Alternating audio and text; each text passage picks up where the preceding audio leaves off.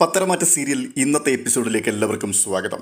എപ്പിസോഡിന്റെ തുടക്കത്തിൽ തന്നെ കാണുന്ന നവ്യയുടെ മുഖത്ത് നോക്കിക്കൊണ്ട് ജാനകി പറയുന്ന വാക്കുകളാണ്. പരസ്യമൊക്കെ നന്നായിട്ടുണ്ട്, പക്ഷേ നമ്മുടെ എതിരാളികളുടെ പരസ്യമാണ്. ആ വാക്കുകൾക്ക് മുഖത്തടിച്ചതുപോലുള്ള മറുപടിയാണ് നവ്യ കൊടുത്തത്. ഞാൻ എതിരാളിയാണോ മുതലാളിയാണോ എന്നൊന്നും നോക്കിയില്ല. എന്നെ വിളിച്ചു, നല്ല പ്രതിഫലവും തന്നു, ഞാനത് ചെയ്തു. അങ്ങനെ ചെയ്തതേ തന്നിഷ്ടത്തിനൊന്നുമല്ല, എൻ്റെ ഭർത്താവിനോട് ചോദിച്ചിട്ട് തന്നെയാണ്. ഇവൻ എനിക്ക് പൂർണ്ണ സ്വാതന്ത്ര്യം തന്നു, അതുകൊണ്ട് തന്നെയാണ് ഞാൻ പോയത്. ഇനിയും ഓഫറുകളുണ്ട്, അത് നിരസിക്കാനും എനിക്ക് പറ്റില്ല. നല്ലൊരു മോഡലാവുക എന്നുള്ളതേ എൻ്റെ ഏറ്റവും വലിയ ആഗ്രഹമായിരുന്നു. അതിനുള്ള അവസരമാണ് ഇപ്പോൾ ദൈവം എനിക്ക് തന്നിരിക്കുന്നത്. അത് ഞാനായിട്ട് എന്തിനാണ് തട്ടിത്തെറിപ്പിച്ച് കളയുന്നത്? നവ്യയുടെ ഈ വാക്കുകൾക്ക് വളരെ രോഷത്തോടുകൂടി അനന്തമൂർത്തി മറുപടി പറയുകയാണ്. ഈ ലോകത്ത് ഒന്നും ശാശ്വതമല്ല. ഏതെങ്കിലും ഒരു ഘട്ടത്തിൽ കെട്ടിപ്പൊക്കിയതെല്ലാം തകർന്നു വീഴും. അപ്പോൾ പിന്നെ വസുന്ധരെ, അനന്തപുരി തറവാടിന് മാത്രം അത് ബാധകമല്ല എന്ന് പറയുന്നത് ശരിയല്ലല്ലോ. അതിന് വീണ്ടും നവ്യ, അതെ, ഞാൻ ഒരു അനന്തപുരി തറവാടിൻ്റെയും അടിത്തറ ഇളക്കിയിട്ടില്ല. ഞാൻ പരസ്യത്തിൽ അഭിനയിച്ചത് മുത്തശ്ശന് തെറ്റായി തോന്നിയിട്ടുണ്ടെങ്കിൽ ഞങ്ങളോട് ഇവിടുന്ന് ഇറങ്ങിപ്പോകാനെന്ന് പറ, ഞങ്ങൾ പൊയ്ക്കൊള്ളാം. അപ്പോഴും പക്ഷെ ജീവിക്കുവാൻ വേണ്ടി എനിക്ക് പരസ്യത്തിൽ അഭിനയിക്കേണ്ടി വരും. അതിന് മൂർത്തി സാർ വീണ്ടും മറുപടി നൽകുകയാണ്. വസുന്ധരെ, ഈ പല്ലുകൊഴിഞ്ഞ സിംഹം എന്നൊക്കെ കേട്ടിട്ടില്ലേ? ആ അവസ്ഥയിലാണ് നമ്മളിപ്പോൾ. ഇവിടെ നമ്മൾ ഇതൊക്കെ കേട്ടേ പറ്റൂ. മുത്തശ്ശ, ഞാൻ ആരെയും പരാജയപ്പെടുത്തുവാൻ വേണ്ടിയല്ല ഇതൊക്കെ പറയുന്നത്. അബിയെ ആദ്യം ജോലിയിൽ നിന്ന് പറഞ്ഞു വിട്ടത് എന്തുകൊണ്ടാണെന്ന് പറ. ഇവിടുത്തെ മൂത്ത കൊച്ചുമോൻ ദുബായിലേക്ക് പോകാൻ പോകുക, അവിടുത്തെ കാര്യങ്ങളൊക്കെ ശരിയാക്കാൻ.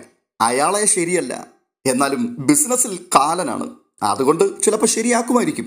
ആ സമയത്തുള്ള എല്ലാ ഉത്തരവാദിത്തങ്ങളും അനിയെ ഏൽപ്പിച്ചു. എന്നിട്ടും എൻ്റെ അബിയോട് ആരും കരുണ കാണിച്ചില്ല. ഉത്തരവാദിത്തങ്ങൾ ഏറ്റെടുത്ത അനി ആദ്യം ചെയ്ത സൽപ്രവൃത്തിയാണ് ഇവന്റെ ജോലി ഇല്ലാതെയാക്കിയത്. അപ്പോൾ പിന്നെ ഞങ്ങൾക്ക് മറ്റുള്ളവരുടെ മുമ്പിൽ കൈനീട്ടാതെ ജീവിക്കണ്ടേ? ഇത് കേട്ടുകൊണ്ട് മൂർത്തി സാർ, അതെ, ജീവിക്കണം.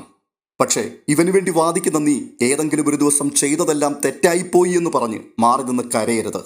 ഹൃദയത്തിൽ ഇത്തിരിയെങ്കിലും നന്മയുള്ളവർക്ക് വേണ്ടി മാത്രം നമ്മൾ കഷ്ടപ്പെടുമ്പോഴേ നമ്മുടെ കഷ്ടപ്പാടിന് ദൈവം പോലും വില കൽപ്പിക്കൂ. അത് നീ മനസ്സിൽ വെച്ചോ മോളെ. ഇത്രയും പറഞ്ഞിട്ട് മൂർത്തി സാർ അവിടുന്ന് നടന്നു നീങ്ങുകയാണ്. ആ കാഴ്ച കണ്ടുകൊണ്ട് ജലജ മനസ്സിൽ മന്ത്രിക്കുകയാണ്. കരഞ്ഞു തുടങ്ങി, വിഷമിച്ചു തുടങ്ങി. ഇതൊരു സാമ്പിൾ വെടിക്കെട്ടാണ്, ഇനി പലതും വരാനിരിക്കുന്നതേ ഉള്ളൂ. തുടർന്ന് കാണുന്നത് ഗോവിന്ദനും കനകയും നന്ദുവും കൂടിയുള്ള സംസാരമാണ്. നന്ദു ഇരുവരോടുമായി പറയുകയാണ്, അച്ഛാ, അമ്മേ, നിങ്ങൾ രണ്ടാളും വാ, നിങ്ങൾക്ക് ഞാനൊരു കാഴ്ച കാണിച്ചു തരാം. ചാനലിലൊക്കെ ഈ നാട്ടിൽ വരാൻ പോകുന്ന ഒരു ജ്വല്ലറിയുടെ പരസ്യം വന്നുകൊണ്ടിരിക്കുകയാണ്. AM ജ്വല്ലറി, വലിയ പരസ്യമാണ് അവർ കൊടുത്തുകൊണ്ടിരിക്കുന്നത്. അപ്പോൾ കനക, നന്ദുട്ടാ, അതിനിപ്പോ നമ്മൾ എന്തിനാണ് അത് കാണുന്നത്? നമ്മളിപ്പോൾ സ്വർണ്ണം എടുക്കാൻ പോകുന്നുണ്ടോ? സ്വർണ്ണം എടുക്കണോ വേണ്ടയോ എന്നൊക്കെ തീരുമാനിക്കാം പരസ്യം കണ്ടതിന് ശേഷം. ഇത്രയും പറഞ്ഞിട്ട് നന്ദു റിമോട്ട് എടുത്ത് TV ഓൺ ചെയ്യുന്നു. AM ജ്വല്ലറിയുടെ പരസ്യ ചിത്രം വെളിപ്പെടുകയാണ്. അതിൽ നവ്യയുടെ മുഖമാണ് കാണുന്നത്. നവ്യയുടെ മുഖം കണ്ടുകൊണ്ട് പെട്ടെന്ന് കനക, ഇത് നമ്മുടെ നവ്യമോളല്ലേ എന്ന് ചിരിച്ചുകൊണ്ട് ചോദിക്കുമ്പോൾ നന്ദു, അതെ, മൂർത്തീസ് ജ്വല്ലറിയുടെ എതിരാളികളായിട്ടാണ് ഈ ജ്വല്ലറി ലോഞ്ച് ചെയ്യുന്നത്. അതിൻ്റെ പരസ്യത്തിനാണ് പുന്നാരമോള് പോയിരിക്കുന്നത്. അപ്പോൾ ഗോവിന്ദൻ, അവള് രണ്ടും കൽപ്പിച്ചാണല്ലോ കനകെ? അതെ, രണ്ടും കൽപ്പിച്ചു തന്നെയാണ്. അബിയെ ജോലിയിൽ നിന്ന് പറഞ്ഞു വിട്ടല്ലോ, അതിൻ്റെ പ്രതികാരം തീർക്കുകയാണ് പുന്നാരമോള്. അബി ജയിലിലായി. എനിക്ക് അധികാരം കിട്ടിയപ്പോൾ തന്നെ അബിയെ പുറത്താക്കുകയും ചെയ്തു. പക്ഷേ ഇപ്പോഴും എൻ്റെ ചേച്ചിക്കറിയില്ല അവൻ്റെ കയ്യിലിരിപ്പ് എന്താണെന്ന്. ഇത് കേട്ടുകൊണ്ട് ഗോവിന്ദൻ ചോദിക്കുകയാണ്, അവന് വേണ്ടിയിട്ടാണ് അവളിതെല്ലാം ചെയ്യുന്നത് അല്ലേ? പിന്നെ അല്ലാതെ ആർക്കു വേണ്ടിയാണോ ചാ? അവനും അവൻ്റെ അമ്മയും കൂടിയാണ് ചേച്ചിയെ പിരികേറ്റി വിടുന്നത്. അപ്പോൾ കനക വളരെ സങ്കടത്തോടെ പറയുന്നുണ്ട്, നന്ദുട്ട, അവൻ അവളുടെ ജീവിതത്തിൽ നിന്ന് പോകണമെന്ന് തന്നെയാണ് ഞങ്ങൾ ആഗ്രഹിക്കുന്നത്. അമ്മേ, ഞാനും അങ്ങനെ തന്നെയാണ് ആഗ്രഹിക്കുന്നത്. പക്ഷേ അവനാണ് ചന്തുമോളുടെ അച്ഛനെന്ന് പറഞ്ഞാൽ ജീവൻ ഒടുക്കുമെന്നല്ലേ പറഞ്ഞിരിക്കുന്നത്. അതിന് കനക, മോളെ, അവൾ അങ്ങനെ ചെയ്യും, അങ്ങനെ ഒരു ടൈപ്പാണ് അവള്. അവനെ സ്ഥിരമായിട്ട് ജയിലിൽ കിടക്കാൻ എന്തെങ്കിലും ഒരു വകുപ്പുണ്ടോന്നാണ് ഞങ്ങൾ അന്വേഷിക്കുന്നത്. എൻ്റെ ചേച്ചി എന്നെ വെറുത്താലും കുഴപ്പമില്ല. പക്ഷേ ഇങ്ങനൊരുത്തൻ അടുത്തുണ്ടെങ്കിൽ ചേച്ചിയും ക്രിമിനലായി പോവും. അത്രയ്ക്ക് വഴിതെറ്റിക്കാൻ പറ്റുന്ന നാക്കാണ് അവൻ്റെത്. ഇത്രയും പറഞ്ഞിട്ട് നന്ദു മുറിക്കുള്ളിലേക്ക് നടന്നു പോവുകയാണ്.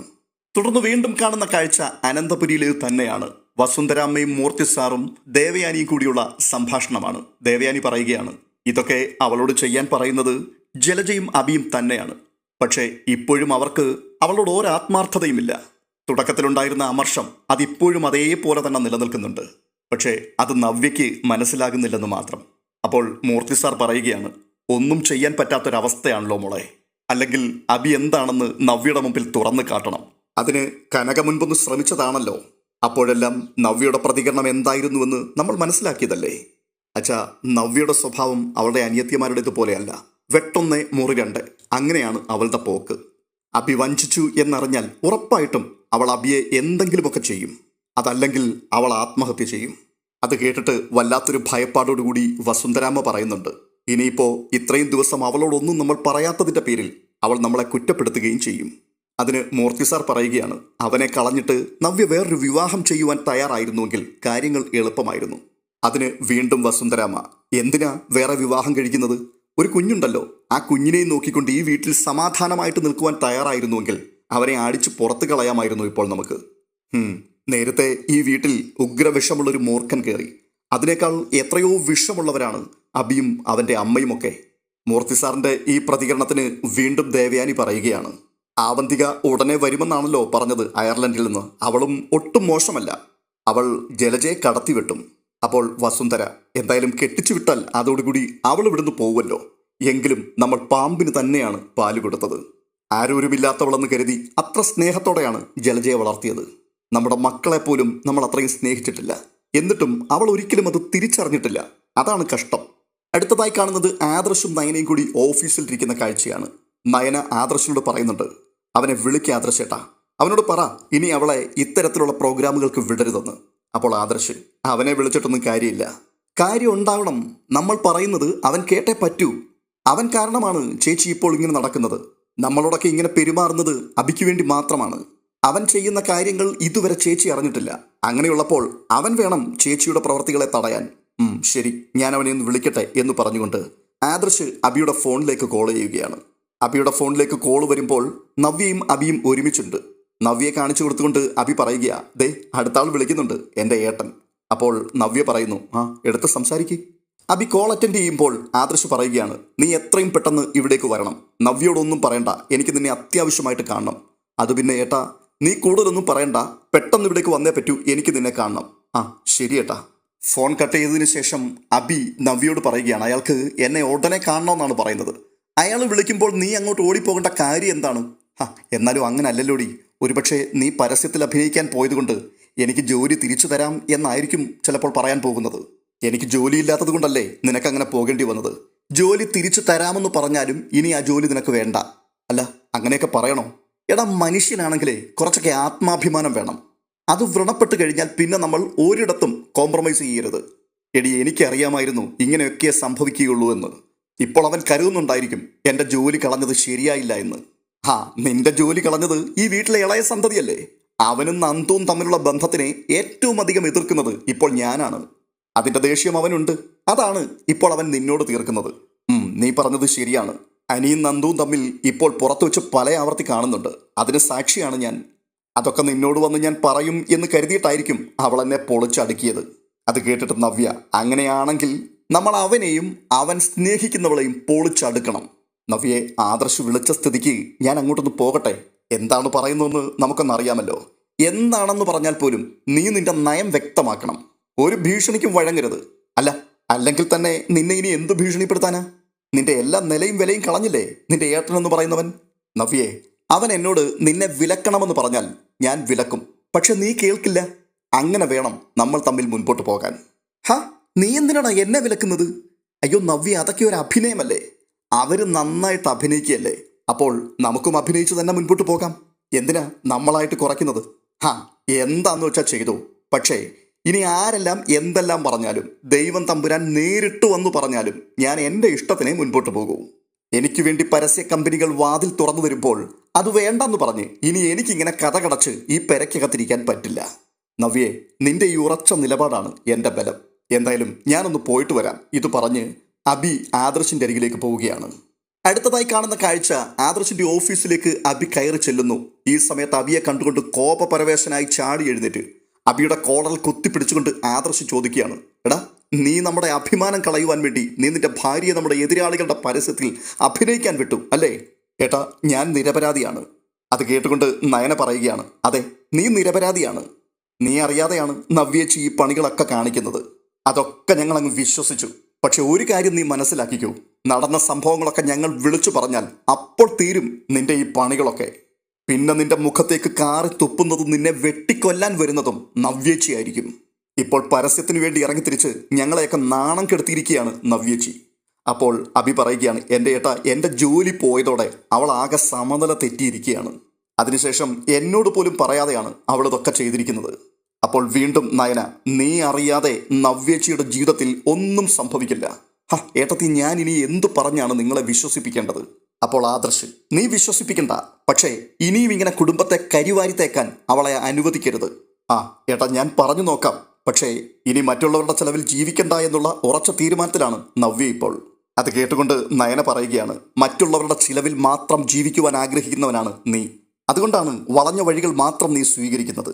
അപ്പോൾ വീണ്ടും ആദർശ് പറയുകയാണ്, ഒരിക്കൽ അവൾ പരസ്യം ചെയ്യാൻ പോയപ്പോൾ നീയും നിന്റെ അമ്മയും കൂടി അവളെ പ്രോത്സാഹിപ്പിച്ചു.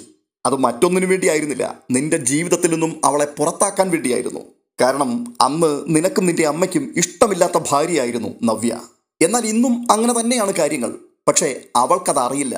ആ സാഹചര്യത്തെ മുതലെടുക്കാൻ വേണ്ടിയാണ് നീയും അപ്പച്ചിയും ഒക്കെ ശ്രമിക്കുന്നത്. നവ്യയെ കയറൂരി വിട്ടിട്ട് അവിടെ ഒരു കുടുംബ പ്രശ്നമുണ്ടാക്കാനാണ് നീ ഇപ്പോൾ ശ്രമിച്ചുകൊണ്ടിരിക്കുന്നത്.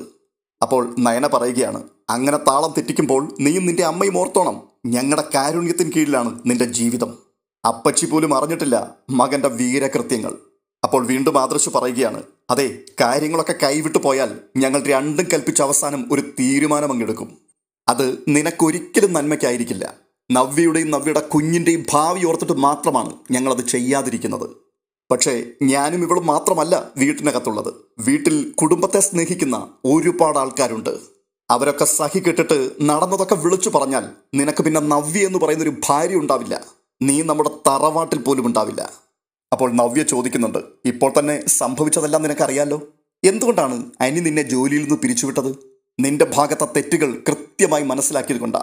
അതിനേക്കാൾ ഉപരി നിനക്ക് വേണ്ടി എത്രത്തോളം ത്യാഗങ്ങൾ ആദർശേട്ടൻ സഹിക്കുന്നുണ്ട് എന്ന് മനസ്സിലാക്കിയത് കൊണ്ടുമാ. അങ്ങനെയുള്ള അനിക്കൊക്കെ ഞങ്ങളുടെ അത്രയും പോലും മനസ്സിനെ നിയന്ത്രിക്കാനുള്ള ശക്തിയില്ല. അതുകൊണ്ട് ഏത് നിമിഷവും ഒരു അപകടം മുന്നിൽ കണ്ടുകൊണ്ട് തന്നെ വേണം നവ്യേച്ചിയെ നീ അഴിച്ചുവിടാൻ. ഉടനെ ആദർശ് ചോദിക്കുന്നുണ്ട്, ഈ പറഞ്ഞതൊക്കെ നിനക്ക് മനസ്സിലായോടാ? മനസ്സിലായി. ഞാൻ പരമാവധി പരിശ്രമിക്കാം നവ്യയെ പറഞ്ഞു മനസ്സിലാക്കാൻ. പക്ഷെ തീരുമാനമെടുക്കേണ്ടത് അവളാണ്. അവൾ ആകെ ഭ്രാന്ത് പിടിച്ച് നടക്കുക. നിന്നെ വീണ്ടും ഇവിടുത്തെ സ്റ്റാഫാക്കിയാൽ, 1-2 ബ്രാഞ്ച് ഏൽപ്പിച്ചാൽ അവളുടെ ഭ്രാന്ത് അതോടുകൂടി മാറുമോ? പക്ഷേ അങ്ങനെ നിന്റെ ഭാര്യയുടെ ഭ്രാന്ത് മാറ്റാൻ ഞങ്ങളുടെ ഒരു സാഹസം ചെയ്യാൻ തയ്യാറല്ല. പുകഞ്ഞ കൊള്ളി അത് പുറത്താ. ഇനി അവൻ നിന്നെ ഈ കമ്പനിയുടെ പടി പോലും കയറ്റില്ല. അത് നീ മനസ്സിലാക്കിക്കോ. പോയിക്കോ, പോയി നവ്യേച്ചിയെ പറഞ്ഞ് തിരുത്താൻ ശ്രമിക്ക്. ഇത് നയന പറയുമ്പോൾ ശരിയെടത്തി എന്ന് പറഞ്ഞുകൊണ്ട് അഭി ഇറങ്ങിപ്പോവുകയാണ്. അഭി പോയി കഴിയുമ്പോൾ നയന ആദർശിനോട് പറയുന്നുണ്ട്, ആദർശേട്ടാ, അഭി പറഞ്ഞത് ശരിയാണ്. നയനേച്ചി രണ്ടും കൽപ്പിച്ചു നിൽക്കുന്നത് കൊണ്ട് ഇനിയിപ്പോൾ മനസ്സ് മാറ്റുമോ എന്ന് എനിക്ക് തോന്നുന്നില്ല. അപ്പോൾ ആദർശ് അവളുടെ മനസ്സ് മാറ്റാൻ സത്യങ്ങൾ വിളിച്ചു പറയുകയാണ് വേണ്ടത്. അതിനും പറ്റുന്നില്ല. അടുത്തതായി കാണുന്ന കാഴ്ച അബിയെ തന്നെയാണ്. അബിയുടെ കൂടെ അനാമികയുടെ അച്ഛനുമുണ്ട്. നമ്മുടെ ആ പഴയ സർക്കിൾ ഇൻസ്പെക്ടർ നന്ദുവിനെ കല്യാണം കഴിക്കുവാൻ വേണ്ടി നടന്ന് പണി കിട്ടി പുറത്തുപോയ സർക്കിൾ ഇൻസ്പെക്ടറുമുണ്ട്. അവരുടെ ഗൂഢാലോചനയാണ് കാണുന്നത്. അനാമികയുടെ അച്ഛൻ പറയുകയാണ്, എടാ, അവളെ വെച്ച് നീ കളിക്കണം മോനെ. അവിടെ നിന്റെ ഏട്ടനും ഏട്ടത്തിയും നിന്നെ എത്ര ഭീഷണിപ്പെടുത്തിയാലും അതൊന്നും നീ വക വെച്ചു കൊടുക്കരുത്. അപ്പോൾ പഴയ സർക്കിൾ പറയുന്നുണ്ട്, അല്ലെങ്കിൽ തന്നെ നിന്റെ ഭാര്യ പറയുന്നത് ശരിയല്ലേ അബി? നിന്റെ ജോലി അവരില്ലാതാക്കിയില്ലേ? അപ്പോൾ പിന്നെ അവൾക്ക് അറിയാവുന്ന പണി ചെയ്യുന്നത് നല്ലതല്ലേ? എത്ര അസലായിട്ടാണ് നവ്യ പരസ്യത്തിൽ അഭിനയിച്ചതെന്നറിയാമോ? സൂപ്പറായിട്ടുണ്ട്. അവൾക്കതിലൊരു ഭാവിയുണ്ടടാ അബി എന്ന് അനാമികയുടെ അച്ഛൻ. പലയിടങ്ങളിൽ നിന്നുള്ള വിളികൾ വരുന്നുണ്ട്. അവള് ഇതൊരു പ്രൊഫഷനായിട്ട് സ്വീകരിക്കാനാണ് പോകുന്നത്. സ്വീകരിക്കട്ടെ, അത് നിനക്കും ഒരു വരുമാനമല്ലേ? അപ്പോൾ സർക്കിൾ വീണ്ടും പറയുകയാണ്, അവസാന സമയത്തൊരു കോംപ്രമൈസ് എന്ന നിലയിൽ നിന്റെ മുത്തശ്ശനും മുത്തശ്ശിയും കൂടി ഒരു 4 ബ്രാഞ്ചെങ്കിലും നിന്റെ പേരിലേക്ക് പതിച്ച് നൽകും അബി. ഇനിയിപ്പോ അതൊന്നും പതിച്ച് തന്നില്ലെങ്കിലും സാരമില്ല. ഇതൊരു ചെറിയ കളി മാത്രമാണ്. ഇതിലും വലുത് വരാനിരിക്കുന്നതേ ഉള്ളൂ. ആദർശ് ഉടൻ തന്നെ ദുബായിലേക്ക് പോകാനിരിക്കുകയാണ്. ആ യാത്ര ശുഭകരമായി പര്യവസാനിക്കില്ല CI സാറേ. അപ്പോൾ അനാമികയുടെ അച്ഛൻ ചോദിക്കുന്നുണ്ട്, അവിടെ എന്തെങ്കിലും കൊളുത്തിട്ടിട്ടുണ്ടോടാ നീ? അവിടെ കൊളുത്തിടുന്നത് ഞാനല്ല, മറ്റു ചിലരാ. ഒരു കാര്യം നിങ്ങൾക്ക് ഉറപ്പിക്കാം, നാട്ടിലെയും വിദേശത്തെയും ഏറ്റവും മോശം സമയങ്ങളിലൂടെയാണ് മൂർത്തീസ് ജ്വല്ലറി ഇനിയിപ്പോൾ കടന്നു പോകാൻ പോകുന്നത്. മൂർത്തീസ് ജ്വല്ലറിയുടെ പതനമാണ് ആരംഭിച്ചു കഴിഞ്ഞിരിക്കുന്നതെന്ന് തറവാട്ടുകാരനവരായ മൂർത്തി സാറിനും കൊച്ചുമകനായ ആദർശനും ഇതുവരെ മനസ്സിലായിട്ടില്ല. അതിനിപ്പോൾ സാവധാനം എല്ലാവർക്കും മനസ്സിലായിക്കോളും. പക്ഷെ അതിനു മുൻപ് വീട്ടിനകത്തെ സമാധാനം തല്ലിക്കെടുത്തുവാൻ എനിക്ക് കിട്ടിയ തുറുപ്പ് ചീട്ടാണ് എൻ്റെ ഭാര്യ നവ്യ. അത് കേട്ടുകൊണ്ട് സർക്കിളിനോട് അനാമികയുടെ അച്ഛൻ പറയുന്നുണ്ട്, ഇവനിപ്പോൾ നവ്യയെ പ്രോത്സാഹിപ്പിക്കുന്നുണ്ടെങ്കിലും ഇവന് നവ്യോട് ഒരു താല്പര്യവുമില്ല. അതെ, ഇല്ല. എൻ്റെ ജീവിതത്തിലേക്ക് കള്ളം പറഞ്ഞ് കടന്നു വന്നവളാണ് അവൾ. എൻ്റെ CI സാറേ, ആദ്യം ആദർശാണ് അവളെ ആലോചിച്ചത്. അന്ന് അവൾ വലിയ കൊമ്പത്തെ പെണ്ണാണെന്നായിരുന്നു ഞാൻ കരുതിയിരുന്നത്. അങ്ങനെയാണ് ഞാൻ ഇടയ്ക്ക് കയറുന്നത്. അതോടെ അവൾ എൻ്റെ തലയിലുമായി. അപ്പോൾ സർക്കിള്, ഓ അതുകൊണ്ടെന്താ, നിനക്കത് നേട്ടമായില്ലേ? അവൾ മോഡലിംഗ് രംഗത്ത് അല്പം മോശമായിട്ട് അഭിനയിച്ചാലും നിനക്ക് കുഴപ്പമൊന്നുമില്ലല്ലോ. ഏയ്, ഒരു കുഴപ്പമില്ല. അതുകൊണ്ട് ആത്മാഭിമാനം നഷ്ടപ്പെടുന്നത് അനന്തപുരിയിലുള്ളവരുടെയാ. സാറേ, ഞാനൊരു ജയിൽ പുള്ളിയാണ്. ജയിൽ പുള്ളിക്ക് എന്തോന്ന് ആത്മാഭിമാനം. ഇത്രയും പറഞ്ഞിട്ട് കോപത്തോടെ അഭി തൻ്റെ വണ്ടിയിൽ കയറി വേഗത്തിൽ ഓടിച്ചു പോവുകയാണ്. ആ കാഴ്ച നോക്കി നിന്നിട്ട് അനാമികയുടെ അച്ഛൻ സർക്കിളിനോട് പറയുകയാണ്, കൊള്ളാം, നമ്മളെ ഒറ്റപ്പെടുത്തുവാൻ ശ്രമിച്ചവരെ കരയിക്കുവാൻ ദൈവം കൊണ്ടുതരുന്ന അവസരമാണ് ഇതൊക്കെ. എൻ്റെ മോളെ നൈസായിട്ട് അങ്ങ് ഒഴിവാക്കിയപ്പോൾ എല്ലാവരും അഹങ്കരിച്ചു. തറവാട് രക്ഷപ്പെട്ടു എന്ന് കരുതി. അങ്ങനെയൊന്നും ദൈവം ആരെയും വെറുതെ വിടത്തില്ല CI സാറേ. അപ്പോൾ CI, ഇനി അവൾക്കിട്ടുകൂടി ഒരു തിരിച്ചടി കൊടുക്കണം. ആ നന്ദു ഇല്ലേ, അവൾക്ക്. അതിനുള്ള അവസരം തേടി മാത്രമാണ് ഞാൻ ഈ നാട്ടിൽ തങ്ങുന്നത്. അതെ, ഒന്നിനു പുറകെ ഒന്നായി അനന്തപുരി തറവാടിനും ആദർശിനുമെതിരെ പടപ്പുറപ്പാടുകൾ പലയിടങ്ങളിൽ നിന്ന് വീണ്ടും അണപൊട്ടി ഒഴുകുവാൻ തുടങ്ങുകയാണ്. ഉദ്വേഗജനകമായ നിമിഷങ്ങളിലേക്ക് നീങ്ങുന്ന പത്തരമാറ്റ് സീരിയലിൻ്റെ ഈ എപ്പിസോഡ് നിങ്ങൾക്ക് ഇഷ്ടമായിട്ടുണ്ടെങ്കിൽ ഒന്ന് ലൈക്ക് ചെയ്യുവാനും അപ്പോൾ തന്നെ നിങ്ങളുടെ അഭിപ്രായങ്ങൾ കമൻറ്റ് ബോക്സിൽ രേഖപ്പെടുത്തുവാനും വീഡിയോയ്ക്ക് ഹൈപ്പ് ചെയ്യുവാനും മറക്കരുത്. അടുത്ത ദിവസത്തെ എപ്പിസോഡുമായി വീണ്ടും എത്താം. അതുവരേക്കും ബൈ.